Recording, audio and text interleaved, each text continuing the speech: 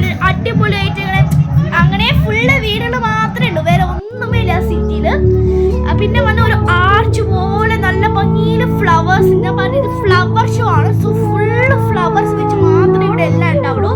ആ ആർച്ച് തീർന്നില്ല, ഞങ്ങൾ ആ വണ്ടിയുടെ പോയിക്കൊണ്ടേയിരിക്കുമ്പോൾ തീർന്നില്ല. പിന്നെ ഒരു ഉള്ളിൽ കയറിയ അത് ഭയങ്കര ഡാർക്കായിട്ട് നിങ്ങൾക്ക് വീഡിയോയിൽ കുറച്ച് ഒരു ലൈറ്റൊക്കെ ഉള്ള പോലുണ്ട്, പക്ഷെ അത് ഫുള്ള് ഡാർക്കായിരുന്നു. മേലെ നല്ല ഭംഗിയിൽ ഡെക്കറേഷനൊക്കെ അവർ ചെയ്തിട്ടുണ്ടായിരുന്നു.